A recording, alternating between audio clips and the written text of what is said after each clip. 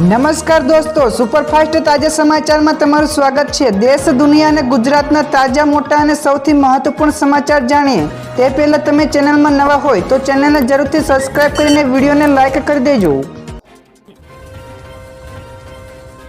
સૌથી પહેલા દોસ્તો આપણે વાત કરીએ તો વાઇબ્રન્ટ ગુજરાત રિજનલની કોન્ફરન્સની શૃંખલા અન્વયે કાર્યક્રમ યોજાયો। જ્યાં દોસ્તો ગઈકાલે જામનગરમાં વાઇબ્રન્ટ ગુજરાતની શૃંખલા અંતર્ગત પ્રભારી મંત્રી અર્જુનભાઈ મોઢવાડિયાના અધ્યક્ષસ્થાને લેવા પટેલ સમાજ ખાતે જિલ્લા કક્ષાના કાર્યક્રમ યોજાયો હતો, જેમાં જિલ્લા ઉદ્યોગ કેન્દ્ર અને 9 જેટલી કંપનીઓ વચ્ચે ₹5,716 કરોડના MOU એક્સચેન્જ થયા હતા, જેના લીધે અંદાજે 2,100 કરતાં વધારે લોકોને રોજગારી મળશે। તો મંત્રીના હસ્તે વાજપેયી બેંકેબલ યોજનાના લાભાર્થીઓને પણ વ્યવસાય માટે લોડિંગ વાહનોની ચાવીઓ પણ અર્પણ કરાઈ હતી। તો દોસ્તો બીજા સૌથી મોટા સમાચાર સામે આવ્યા છે। ખેડૂતોના પ્રશ્ને આમ આદમી પાર્ટીનું પ્રતિનિધિ મંડળ CMને મળશે। જ્યાં દોસ્તો આમ આદમી પાર્ટીના MLA ગોપાલ ઇટાલિયાએ ગુજરાતના ખેડૂતોના મુદ્દાઓને લઈને CM ભૂપેન્દ્ર પટેલને પત્ર લખીને 16 ડિસેમ્બરે પ્રતિનિધિ મંડળને મળવા માટે સમય માંગ્યો છે। તો પત્રમાં પોષણક્ષમ ભાવના અભાવ, કડદા પ્રથા જેવી શોષણ, અતિવૃષ્ટિથી થયેલા પાક નુકસાનીના ખાતર તેમજ સિંચાઈના પાણીની અછતો, મોંઘા બિયારણો તથા ગ્રામીણ ઇન્ફ્રાસ્ટ્રક્ચરના અભાવ જેવા મુદ્દાઓનો સમાવેશ થાય છે। તો દોસ્તો તમારા મતે શું ખરેખર આ બધા મુદ્દાઓ વિશે સરકારે વિચારવું જોઈએ કે નહીં? ફટાફટ નીચે કોમેન્ટમાં જણાવજો।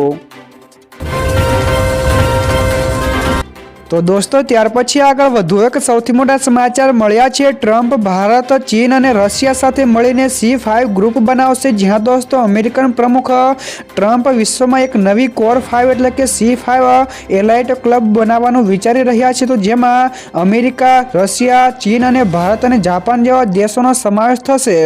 તો આ પગલું G7 જેવા જૂના સમૂહોને કોરાણે મૂકવા સમાન ગણાશે। તો C5 નો હેતુ સૌથી વધારે વસ્તીવાળા તેમજ તાકાતવર દેશોએ એક મંચ ઉપર લાવીને વૈશ્વિક ડીલ સરળ બનાવવાનો છે। તો ગ્રુપમાં સ્થાન મળતા જ વૈશ્વિક મુદ્દાઓમાં ભારતને મજબૂત અવાજ પણ મળશે।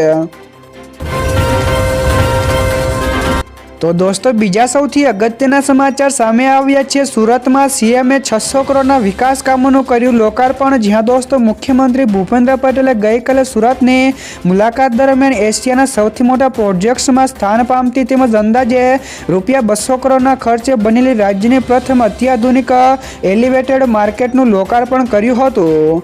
તો આ મલ્ટી માર્કેટમાં 100 ફૂટ પહોળા રેમ્પ પરથી ટ્રક સીધા પહેલા માળે શાક માર્કેટ સુધી પહોંચી શકશે। તો CMએ કુલ ₹600 કરોડના વિકાસ કાર્યોનું લોકાર્પણ અને ખાતમુહૂર્ત કર્યું હતું। ત્યાર પછી દોસ્તો આગળ વધુ એક સૌથી અગત્યના સમાચાર મળ્યા છે। વાહનના માલિકો માટે ખુશખબર। જ્યાં દોસ્તો દેશભરના વાહન માલિકો માટે મોટા રાહતના સમાચાર છે, જેમાં ગઈકાલે વર્ષની છેલ્લી રાષ્ટ્રીય લોક અદાલત યોજાઈ હતી, જેમાં ટ્રાફિક મેમો તેમજ પેન્ડિંગ દંડોમાં માફી મળી શકે છે। તો આ અદાલતમાં હેલ્મેટ ન પહેરવું, PUC ન હોવું તેમજ રેડ લાઇટ નો ભંગ જેવા નિયમોના ઉલ્લંઘનના કેસોનો નિકાલ લાવવામાં આવશે। જોકે ગંભીર ગુનાઓ માટે કે મોટા કેસોમાં તો આ માફી લાગુ પડશે નહીં, પરંતુ વાહન ચાલકોએ ગઈકાલે તેમના બાકી લેણા ચૂકવીને કેસ પૂરા કરી શકે છે। ત્યારબાદ દોસ્તો ફટાફટ આગળના બીજા સમાચારની વાત કરવામાં તો નલિયામાં 8.2 ડિગ્રી સેલ્સિયસ સાથે રાજ્યનું સૌથી ઠંડુ શહેર બન્યું છે। જ્યાં દોસ્તો ગુજરાત રાજ્યમાં શિયાળાની ઋતુ જામી છે। તો હવામાન વિભાગના આંકડા અનુસાર નલિયામાં 8.2 ડિગ્રી સેલ્સિયસ તાપમાન સાથે રાજ્યનું સૌથી ઠંડુ શહેર બન્યું છે। તો રાજ્યના કુલ 17 શહેરોમાં લઘુત્તમ તાપમાન 14 થી 13 ડિગ્રીથી પણ નીચે નોંધાયું છે। તો જેમાં અમદાવાદમાં 13 ડિગ્રી તેમજ ગાંધીનગરમાં 12.2 ડિગ્રી તાપમાન નોંધાયું છે। તો આ ઉપરાંત ડીસા, વડોદરા, સુરત જેવા શહેરોમાં પણ તાપમાનનો પારો ગગડતા લોકોને તીવ્ર ઠંડીનો અનુભવ પણ થયો છે। તો દોસ્તો બીજા સૌથી મહત્વપૂર્ણ સમાચાર સામે આવ્યા છે। પ્રોવિડન્ટ ફંડ એટલે કે PFના ખાતાધારકો માટે ખુશખબર। જ્યાં દોસ્તો EPF એટલે કે IPFOએ 2024 અને 25 માટે 8.25% વ્યાજ દર જાહેર કર્યો છે, જે કર્મચારીઓના ખાતામાં જમા થયો છે। તો વર્ષ 2025-26 માટે વ્યાજ વધારીને 8.75 કરવાની ચર્ચાઓ ચાલી રહી છે, જે જાન્યુઆરીમાં નક્કી થશે। તો આ વધારાથી 8 કરોડ ખાતાધારકોને વધારે રોકાણનો લાભ મળશે। મળશે. તો ખાસ કરીને 6 લાખ જમા ઉપર 52,000 રૂપિયા વ્યાજ મળશે. તો સીબીટીની મીટિંગ પછી સરકાર આ મંજૂરી આપી શકે છે. તો દોસ્તો ત્યાર પછી આગળ વધુ એક સૌથી મહત્વપૂર્ણ સમાચાર મળ્યા છે. મુખ્યમંત્રીના હસ્તે શિષ્યવૃત્તિનું પણ થયું વિતરણ. જ્યાં દોસ્તો ગઈકાલે ગાંધીનગર સેક્ટર 17માં યોજાયેલા શિષ્યવૃત્તિ વિતરણ કાર્યક્રમમાં મુખ્યમંત્રી ભૂપેન્દ્રભાઈ પટેલના હસ્તે 4 યોજનાઓ હેઠળ વિદ્યાર્થીઓને સહાય આપવામાં આવી હતી. તો જેમાં નમો લક્ષ્મી, નમો સરસ્વતી, વિજ્ઞાન સાધના, જ્ઞાન સાધના તેમજ જ્ઞાન સેતુ મેરિટ સ્કોલરશિપ યોજનાઓથી રાજ્યના 13.05 લાખથી વધારે વિદ્યાર્થીઓને રૂપિયા 370 કરોડથી વધુની રકમ મળી હતી.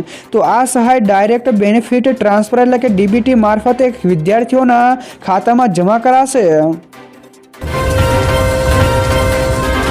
ત્યાર પછી દોસ્તો આ સિવાયના બીજા સમાચારની ઝડપથી વાત કરવામાં આવે તો ઇન્ડિગો સંકટ ઉપર મોટી કાર્યવાહી. જ્યાં દોસ્તો નાગરિક ઉડ્ડયન મહાનિર્દેશાલય દ્વારા ઇન્ડિગો કટોકટી મામલે મોટી કાર્યવાહી કરતા 4 ફ્લાઇટ નિરીક્ષકોને તાત્કાલિક અસરથી બરતરફ કરાયા છે. તો આ ઉપરાંત એરલાઇન્સને રૂપિયા 59 કરોડના બાકી જીએસટી ભરવાની પણ નોટિસ આપી છે. તો માત્ર ડીજીસીએ જ નહીં પરંતુ સ્પર્ધા પંચ પણ આ સમગ્ર મામલે તપાસનો ધમધમાટ શરૂ કર્યો છે. તો ફ્લાઇટ નિરીક્ષકો જેઓ એરલાઇન્સની સેફટી અને ઓડિટ માટે જવાબદાર હોય છે તેમના ઉપર પણ આ કડક પગલાં લેવામાં આવ્યા છે. તો દોસ્તો બીજા સૌથી મોટા સમાચાર સામે આવ્યા છે. ટ્રમ્પનો ટેરિફ બેઅસર. તો રશિયા પાસેથી ઓઇલની આયાતો વધી છે. જ્યાં દોસ્તો યુએસ પ્રમુખ ડોનાલ્ડ ટ્રમ્પ દ્વારા ભારત ઉપર વધારાનો ટેરિફ લગાડાઈને દબાણ કરવાની રણનીતિ નિષ્ફળ રહી છે. તો નવેમ્બર મહિનામાં ભારતે રશિયા પાસેથી ક્રૂડ ઓઇલની આયાત 4% વધારી દીધી છે, જે છેલ્લા 5 મહિનામાં સૌથી વધુ છે. તો 2.6 અબજ યુરો સુધી પહોંચી ગઈ છે. તો એક રિપોર્ટ્સ અનુસાર ચીન પછી ભારત રશિયાના તેલનો સૌથી મોટો ખરીદદાર દેશ બની ગયો છે. તો વૈશ્વિક દબાણ છતાં પણ ભારત સ્વતંત્ર નિર્ણય લઈ રહ્યું છે.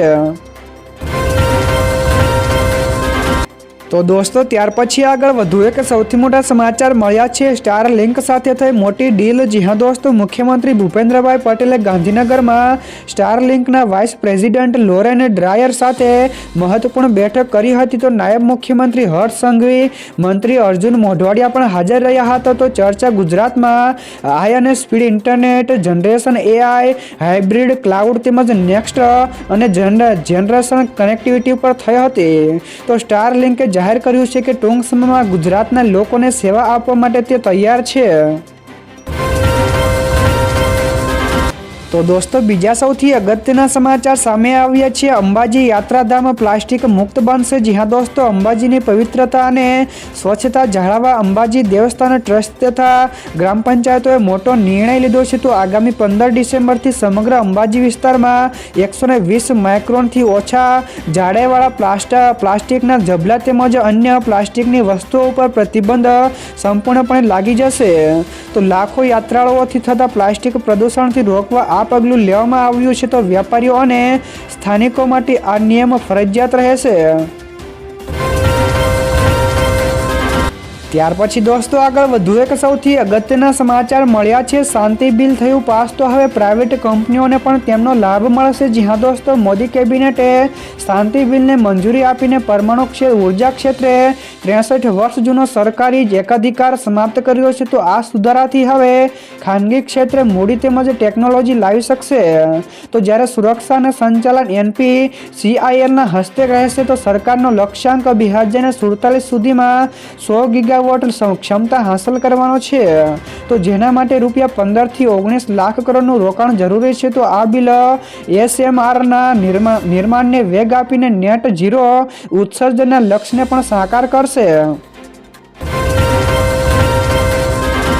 ત્યારબાદ દોસ્તો ફટાફટ આગળના બીજા સમાચારની વાત કરવામાં આવે તો પાકિસ્તાનમાં મહાભારત અને ગીતાના શ્લોકો શીખવવામાં આવશે. જ્યાં દોસ્તો પાકિસ્તાનની લાહોર યુનિવર્સિટી ઓફ મેનેજમેન્ટ સાયન્સે પાકિસ્તાનની રચના પછી પહેલીવાર સંસ્કૃતના પાઠ શરૂ કર્યા છે.